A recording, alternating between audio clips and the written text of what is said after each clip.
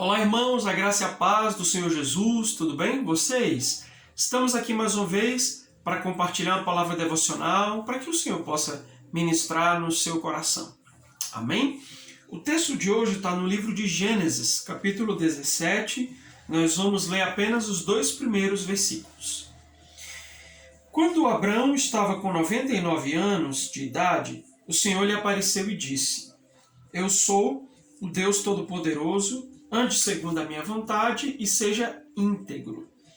Estabelecerei a minha aliança entre mim e você e multiplicarei muitíssimo a sua descendência. Amados, para que a gente possa compreender esse texto, eu sempre aconselho que você leia o capítulo anterior, leia o capítulo completo, o capítulo 17 aqui no caso, para que não sejam 2 versículos soltos, mas para que o contexto possa ajudar você a ter uma compreensão clara a respeito daquilo que está acontecendo e da mensagem ministrada. O fato é que no capítulo anterior, Sara, ou Sarai, estava muito ansiosa, muito aflita, porque ela não podia ter filhos, e de repente ela tem uma grande ideia. Uma grande ideia. Ela fala para Abraão: olha, já que eu não posso te dar filhos, está aqui Agar, a minha serva, você pode ter relações com ela e por meio dela eu terei um filho e está tudo certo.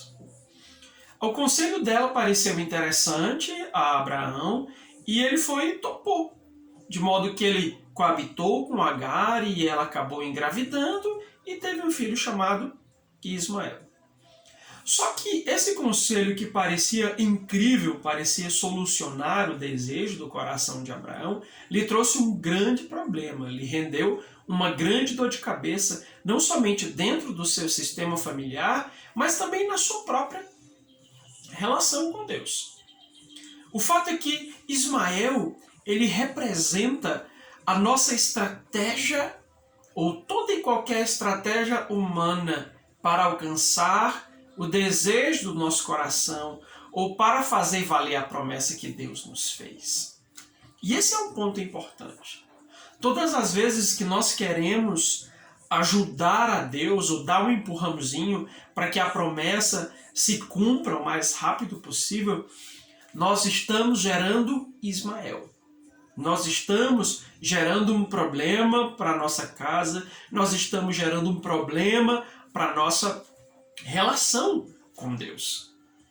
Mas o nosso coração, muitas vezes levado pela pressão interna, a ansiedade, o desespero, a incredulidade e tantas outras coisas, acaba lançando mão de uma série de estratégias humanas para que o desejo do nosso coração se torne realidade.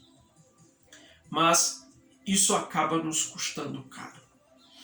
O último versículo do capítulo 16 diz que quando Ismael nasceu, Abraão tinha 86 anos. O primeiro versículo do capítulo 17 diz que quando Abraão tinha 99, Deus voltou a falar com ele.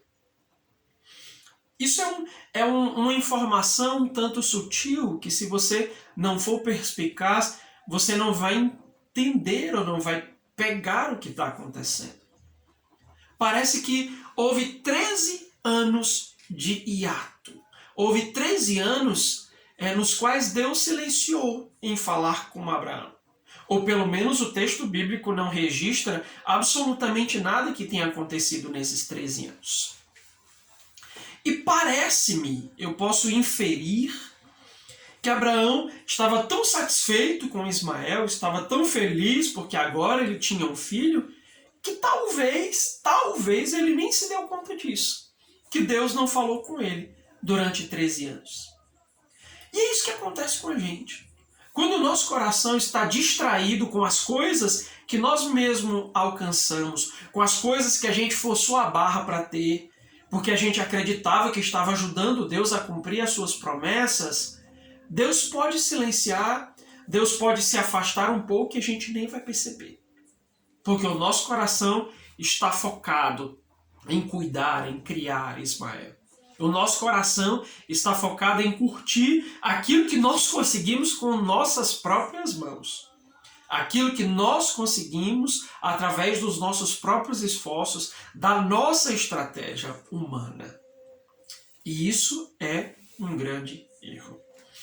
É por essa razão que quando Deus volta a falar com Abraão, ele vai falar uma série de coisas, e é por isso que eu digo, continue lendo a partir do versículo 3, Deus muda o nome de Abraão, Deus reafirma a aliança, mas como o nosso tempo é curtinho, eu quero ficar com essas 3 coisas que Deus disse para ele. Ele disse, eu sou o Deus Todo-Poderoso, faça ou ande segundo a minha vontade, e em terceiro lugar, seja íntegro. Essas 3 coisas. Foram as 3 primeiras coisas que Deus, quando voltou a falar com Abraão, depois de 13 anos, ele disse para ele. E certamente essas 3 coisas e todas as outras têm tudo a ver com o que havia acontecido anteriormente. Há um link disso tudo. Quando Deus diz, eu sou o Deus Todo-Poderoso, em outras palavras, ele estava dizendo, olha, Abraão, eu posso fazer qualquer coisa, porque eu sou todo-poderoso, afinal. Inclusive, aquilo que eu prometi, que eu disse que faria. Esse é um recado muito direto para o nosso coração. Todas as vezes que nós tentamos criar as nossas rotas, as nossas estratégias para conseguir aquilo que desejamos, para conseguir a promessa de Deus da nossa forma, Deus, ele nos lembra disso. Que ele é todo poderoso, que ele pode cumprir ou pode fazer qualquer coisa, inclusive ou muito mais especificamente aquilo que ele prometeu que faria para nós. Você consegue crer nisso? Há momentos em que a gente não consegue enxergar. Há momentos que o tempo vai passando. Não é? Abraão, na época que ele concebeu Isaac, ele tinha 86 anos. Na época que ele saiu lá de Arã, de Padã Arã, ele tinha 75. Ou seja, fazia 11 anos que Deus havia falado que ele teria um filho. Mas durante esses 11 anos parece que nada aconteceu. E às vezes nós estamos esperando. Talvez você esteja esperando há 2, 3, 4, 5, 10 anos. Talvez você esteja esperando há mais tempo que Abraão, 20, 25 anos. Algo que Deus disse que faria. Mas eu quero lembrar você. O Senhor é o Deus Todo-Poderoso. Ele pode fazer qualquer coisa, inclusive aquilo que ele disse que faria. Amém? Em segundo lugar, ele disse, anda segundo a minha vontade. Olha, eu sou todo poderoso, eu faço aquilo que eu quiser, aquilo que eu prometi, mas você precisa andar segundo a minha vontade. Em outras palavras, Deus estava dizendo, Abraão, não faça mais o que der na sua telha. Não faça mais aquilo que você achar que deve fazer. Não faça mais as coisas que vêm na sua cabeça, os planos mirabolantes do seu coração. Não fique dando ouvidos à sua alma, Abraão. E esse é um recado também muito específico para nós.